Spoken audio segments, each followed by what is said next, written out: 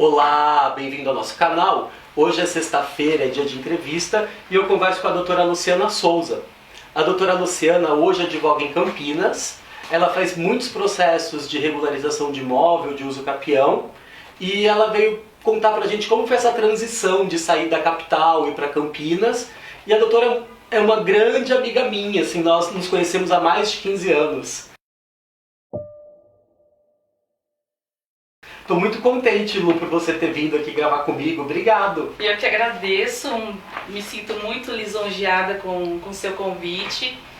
Estou muito feliz mesmo. Primeiro, que faz muito tempo que a gente não se vê, essa pandemia, como aconteceu com muita gente, nos separou bastante também. E o fato de eu ter ido para outra cidade, né?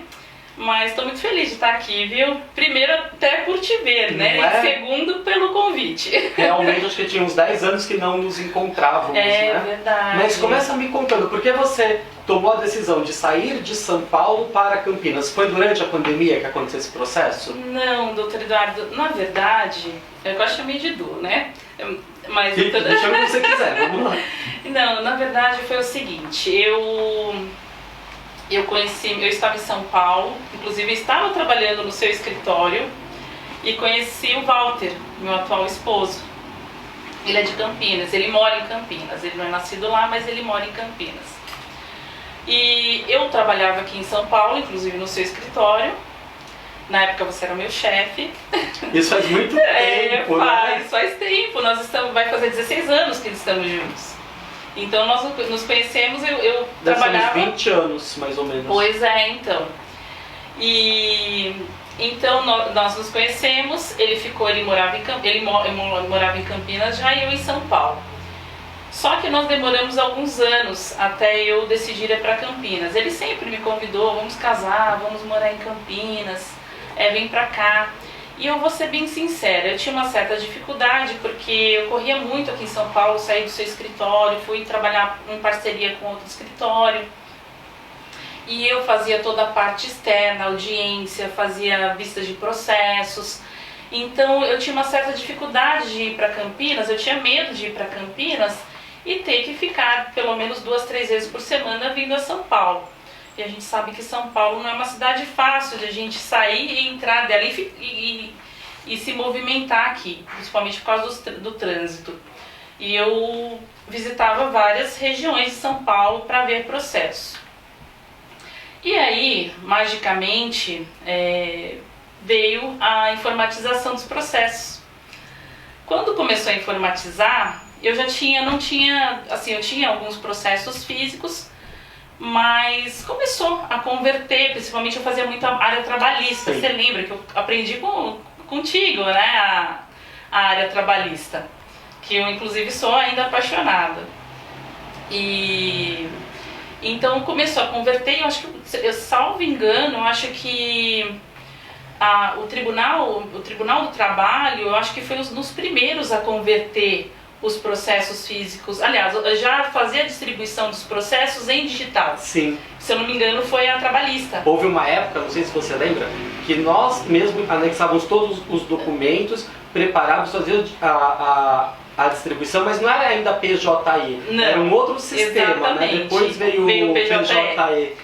E aí foi mais ou menos, acho que deve ter sido por volta de 2013, 2014, se eu não me engano, essa transição. E o que aconteceu? Eu tinha bastante processo trabalhista físico, mas em parceria com o escritório de São Paulo. Só que os novos processos começaram a ser digitais. Ou seja, eu comecei a sair menos do escritório. E os antigos processos já tinha feito muito acordo, então eram processos que eu fazia distribuição, acabava fazendo acordo, então eles terminavam ali. Sim. Então acabou tendo poucos processos físicos e todos os novos que entraram foram digitais. E com isso facilitou o acesso. Aí eu conversei com meu esposo, falei assim, olha, eu acho que dá para eu ir para Campinas agora, porque eu não vou ter que me direcionar tantas vezes para o fórum.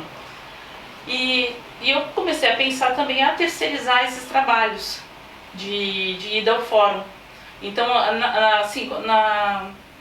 só quando da necessidade mesmo, eu contratava alguém para ter vistas do processo, nesse sentido.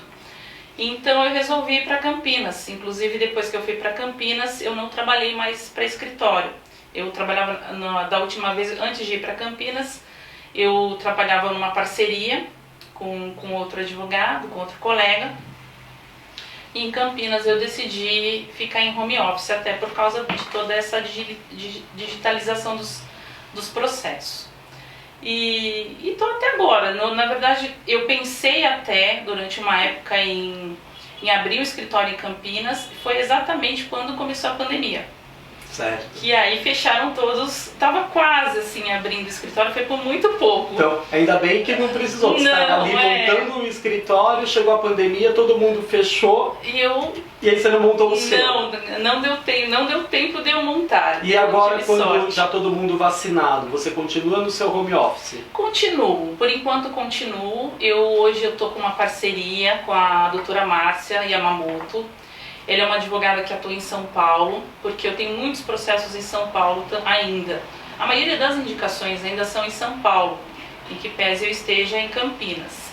Em Campinas eu tenho clientes, mas ainda tenho menos, até porque com essa pandemia eu acabei prospectando até menos. E não fiz assim uma grande questão também, sim, por causa do trabalho que eu já tenho em São Paulo em relação aos clientes de São Paulo.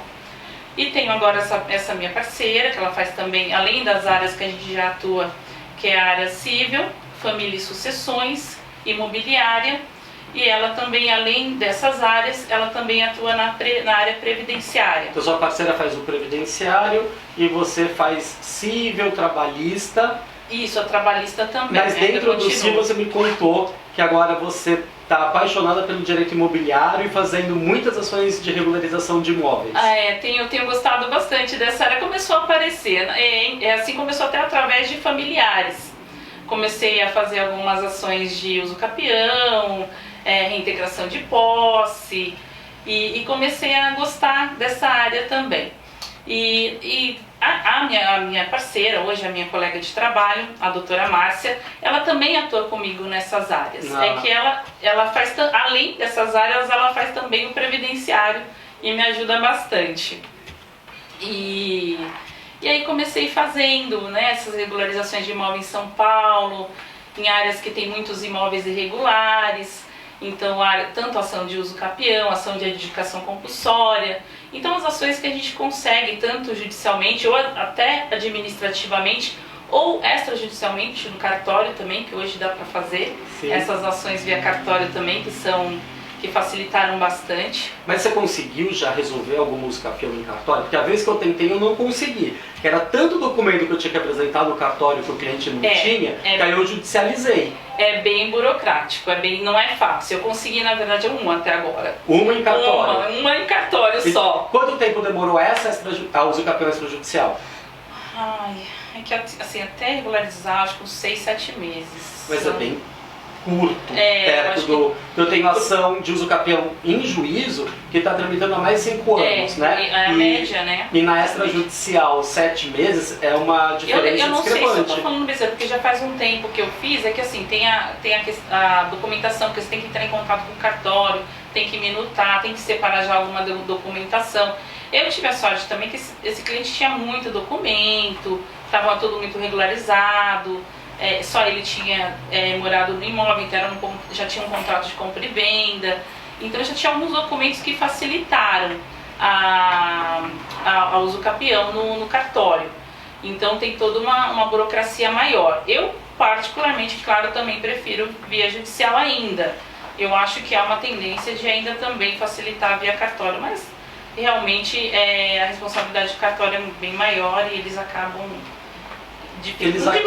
colocando exigências. Exato. Porque eles se tornam responsáveis. Exatamente. E aí a gente não consegue cumprir as exigências e acaba indo pro judicial. O que é uma pena, porque olha só, né, num cartório, ainda que fosse 1 ano, né, seria um prazo curto perto do tempo que leva na justiça. Com certeza. Assim, no cartório também, além das exigências do cartório, nós como advogados a gente tem que ficar muito mais atentos. Não que não tenhamos também via judicial, mas ali você tem também tem um juiz, você tem, né, todo o Ministério Público, tudo em volta ali de uma situação.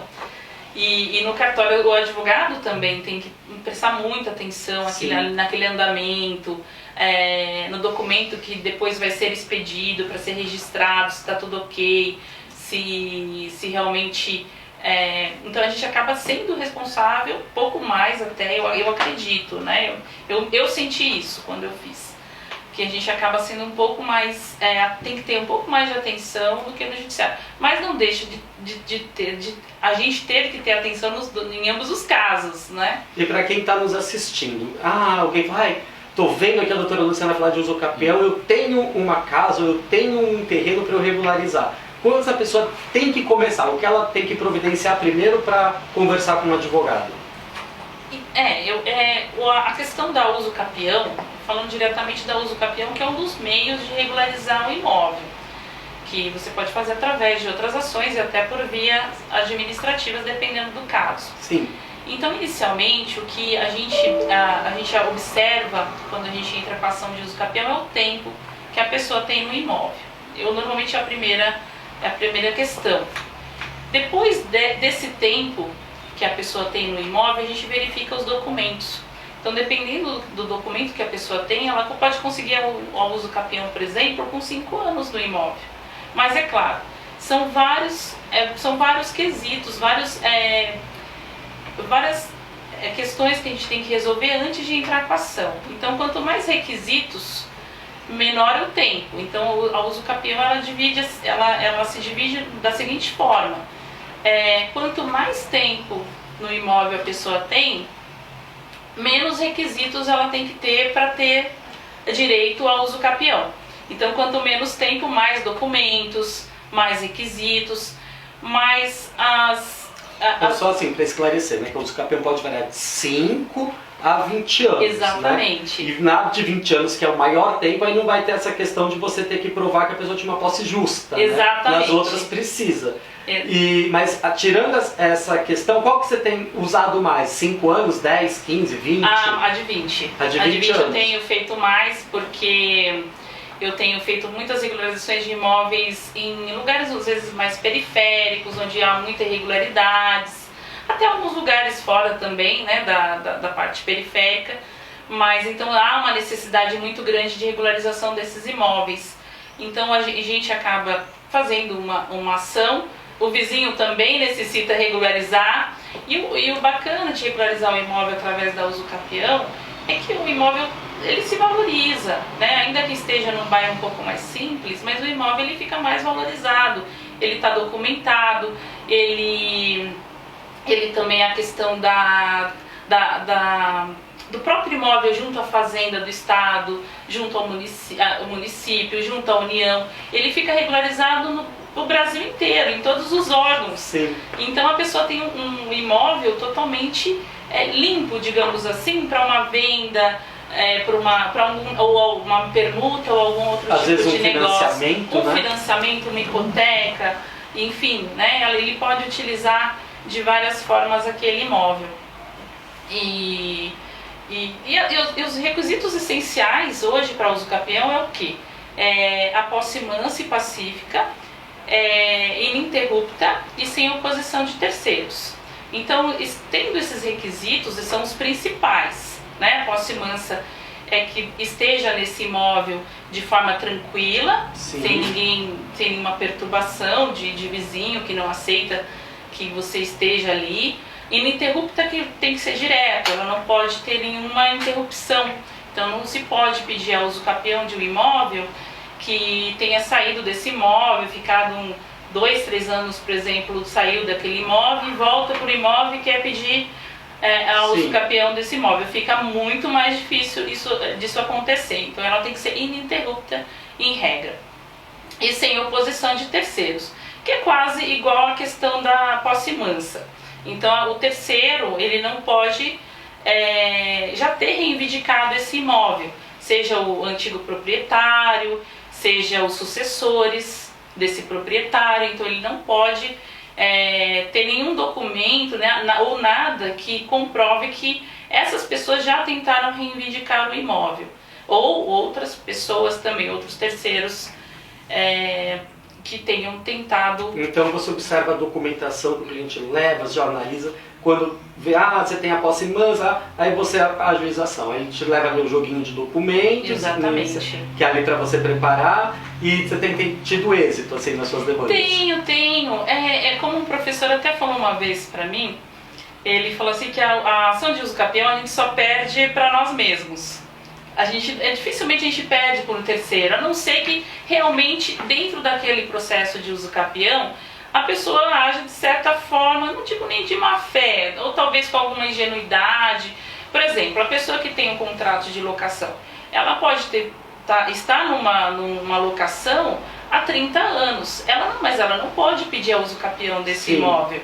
Então, às vezes, e muita gente me liga perguntando, mas doutora, eu já estou há mais de 40 anos pagando aluguel nesse imóvel, eu não tenho direito.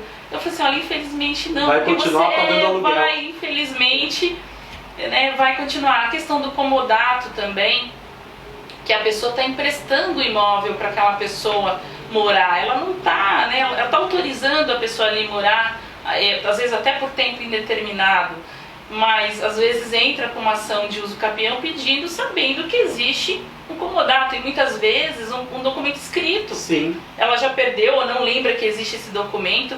Então, nós advogados, inclusive no nosso escritório, eu e a doutora Márcia, a gente tem observado muito essa questão, porque de fazer essa entrevista com o cliente nesse sentido. Mas espera aí, tem uma locação, porque às vezes a pessoa nem fala, nem sabe, ela está achando que tem o direito e ela está impedida ali por algumas questões que impossibilitam não só a questão dos requisitos da uso capião, mas a questão documental, a questão de fato mesmo, do que aconteceu.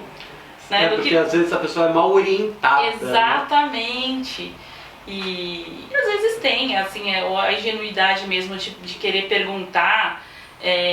Alguém falou, né? Eu ouvi dizer, eu vi na internet, eu escutei no rádio. Muito bem. Até que no rádio eu não sei se escutam ainda, mas assim, acaba na internet e consultando o Google e fala, mas eu vi aqui que tem uma ação que tem em algum lugar, conseguiram. Eu falei, mas infelizmente existe, assim, pode existir alguns casos, mas tem que ver o que está dentro do processo para naquele caso, sim, ter conseguido aquela uso capião. Mas a regra, por lei, são essas, né, que a gente tem que respeitar para poder propor a ação. Muito bem.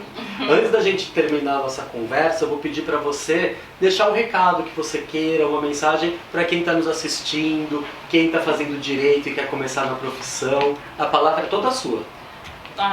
Eu agradeço, obrigada por estar até aqui nos escutando. E é uma profissão, eu sou muito suspeita para falar, porque é uma profissão que eu sou muito apaixonada. Eu gosto muito do que eu faço e eu sempre trabalhei em ambientes muito agradáveis, inclusive com o Dr. Parlato, que para mim foi um dos melhores chefes que eu tive. Gente, a Luciana fala que eu fui chefe dela, mas nas contas que eu fiz aqui, acho que eu tinha 24 anos, né? Nem sei se a gente consegue ser chefe aos 24 anos, mas a Luciana me ajudava muito no escritório. Teve um momento que era eu e ela ali no escritório, e corre pra audiência e faz petição, né? É uma loucura. Mas é uma profissão apaixonante. Eu sempre fui muito idealista, então acho que o fato de ser uma pessoa idealista, eu acho que o direito acaba exaltando essa questão, apesar da minha idade. Eu sou bem mais velha que o Dr. Eduardo, ele é bem mais jovem, e eu me formei mais tarde. Infelizmente eu não tive condições de fazer uma faculdade anteriormente, mas assim que eu tive a oportunidade, eu fiz a faculdade. Vou combinar com você que é interessante também, porque tem muitas pessoas que tem medo de fazer a transição de uma profissão para outra. E quando você fez a faculdade, você era bancária e fez a transição para o direito. Vamos combinar uma live? Aí a gente faz ao vivo no Instagram, você contando como foi essa transição. Pode deixar, combinado. Então eu acho que é isso aí. Eu acho que é gostar. É claro que a gente inicia uma faculdade, a gente não vai saber exatamente se pelo menos eu entrei com uma certa insegurança de saber se era ou não o que eu realmente queria fazer. Quando eu comecei a estudar, eu tive certeza que era o que que eu já deveria ter feito. Então é uma faculdade fascinante, é um curso fascinante, e o principal é nunca parar de estudar sempre, estar sempre informado das questões que já se passaram, principalmente das questões atuais, porque o direito ele é muito volátil, a lei é muito dinâmica, e eu acho que é isso aí. Eu acho que pelo menos para mim, eu acho que todos deveriam fazer direito. É muito importante, é um curso muito importante. A gente aprende o que todos deveríamos saber. Muito bem, obrigado mesmo por você ter vindo, muito contente de ter gravado comigo, e a gente faz a live. Combinado. Então, combinado.